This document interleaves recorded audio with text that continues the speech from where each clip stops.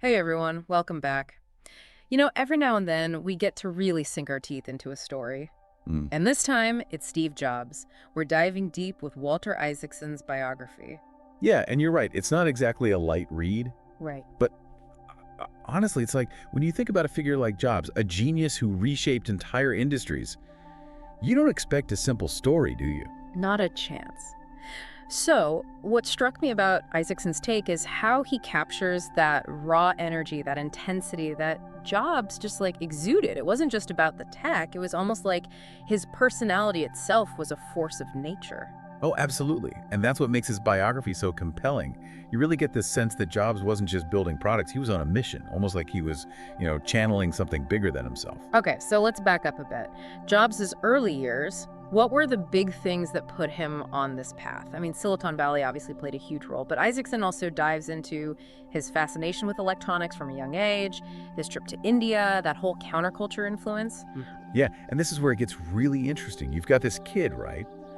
Growing up surrounded by engineers in the heart of Silicon Valley, tinkering with Heath kits in the garage.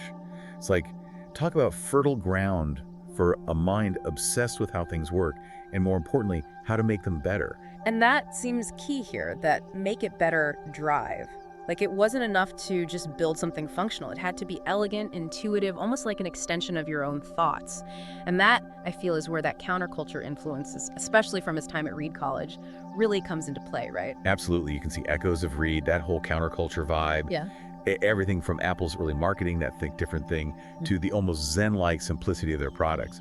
Jobs took that spirit of questioning everything, of challenging the status quo, and poured it into this pursuit of elegant, minimalist design. It's like he wanted to cut through all the noise, both literally and figuratively, and create this direct link between human thought and technology, which, knowing what we know about his management style, kind of makes sense. The guy was famous for demanding that same level of elegant simplicity from everyone and everything around him. It's the paradox of Jobs, isn't it? This deep appreciation for clean, almost stark aesthetics, coupled with a personality that was anything but. He was loud, demanding, not afraid of a confrontation, like the complete opposite of that zen calmness he seemed to be aiming for in his products. So it's like he channeled all that noise, all that chaos internally so that the end user could have this pure, uncluttered experience. Exactly, and that's where his reality distortion field comes in. Jobs had this uncanny ability to convince himself, and even more importantly, the people around him, that the impossible was possible. Which, yeah, obviously led to some groundbreaking stuff, but Oh, for sure. Isaacson doesn't shy away from the fact that it also caused some, shall we say, friction along the way. Right, and this wasn't a leader who was afraid to ruffle some feathers to get his vision across. Not at all. Isaacson really doesn't hold back on those rough edges. If Jobs didn't think something was good enough, and by good enough we mean visionary, you were going to hear about it. Oh yeah, and you're going to hear about it in detail. That obsession with detail, it was legendary. That iconic translucent blue iMac. They went through countless iterations of the color just to get that exact shade of blue that Jobs had in his mind. It shows that his design philosophy, which he got from the Bauhaus principle of form follows function, it wasn't just about looks, it was about the whole experience, where every single detail, from the shape of the case to the exact color, had to work together perfectly. And that brings us to Wozniak, the other Steve in Apple's origin story.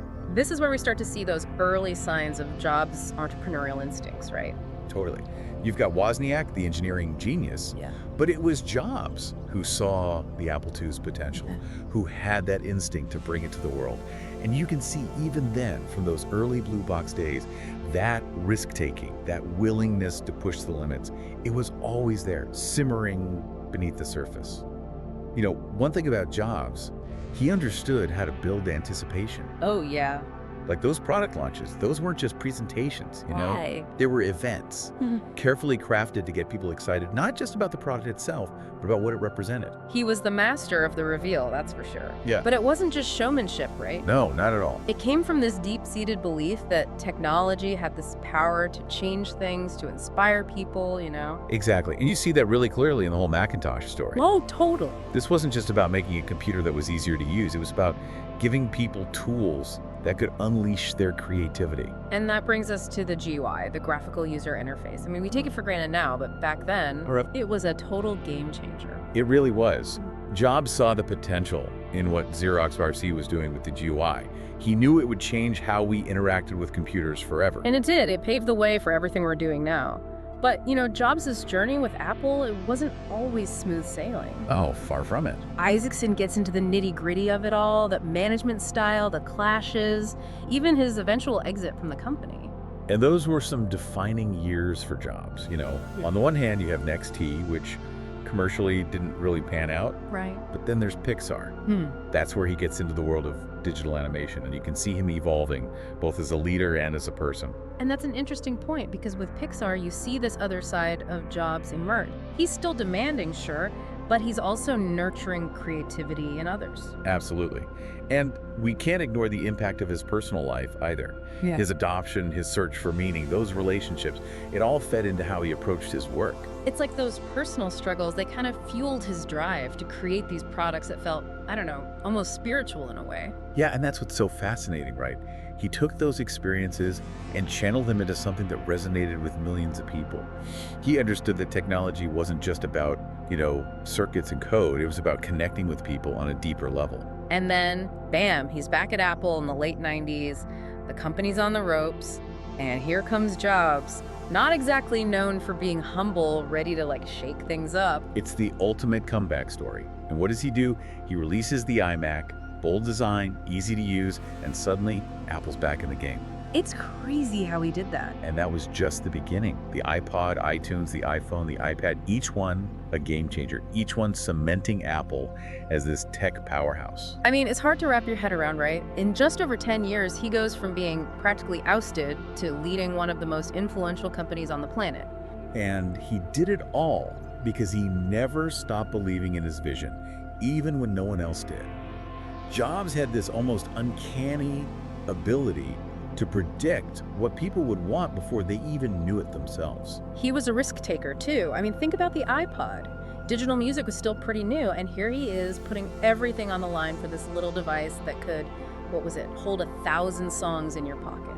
But it wasn't just about the iPod itself, it was the whole ecosystem. The iTunes integration, that smooth user experience.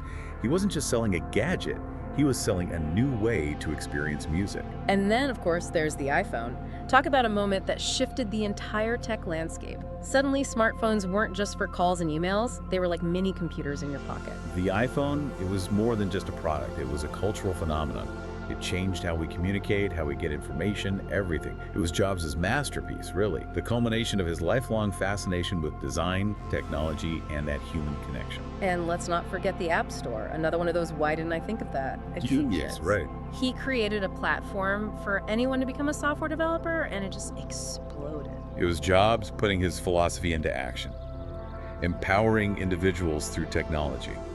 The App Store was proof that anyone with a good idea could change the world. It's kind of mind-blowing when you think about it. So much of how we live now, how we use our phones, listen to music, even just how we think about technology, it all goes back to decisions Jobs made, And often when people were telling him he was wrong... That's the thing with these visionary types, right?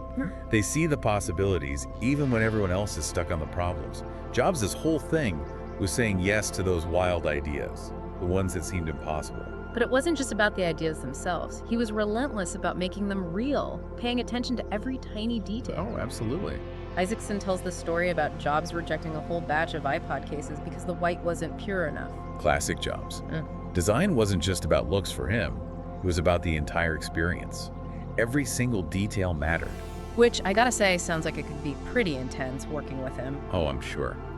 Isaacson doesn't sugarcoat that at all. No, not at all. The book really shows those demanding, impatient, even kind of ruthless sides of him. There was a price to pay for that intensity, for sure, both for Jobs and the people around him. But you can't argue with the results. Yeah, it makes you wonder, can you really separate the person from their work? Can you achieve that level of impact without, ruffling some feathers along the way? It's a tough one. There's no easy answer. Jobs was brilliant, but he was also flawed. But ultimately, I think it's that unwavering belief in the power of ideas that's what really inspires people. Reading Isaacson's book, it's like Jobs saw technology as a way to express himself, leave his mark on the world, and in a way he kind of achieved that, right? I mean, his creations are everywhere. He really did. We live in a world that Steve Jobs in many ways shaped. And we can debate his methods for sure, but his legacy as a visionary, there's no denying that. So as we wrap this up, it really gets you thinking. What do you think is more important? A leader who's loved by everyone, or one who changes everything, even if it gets messy? That's the question, isn't it? And I don't think there's a right answer.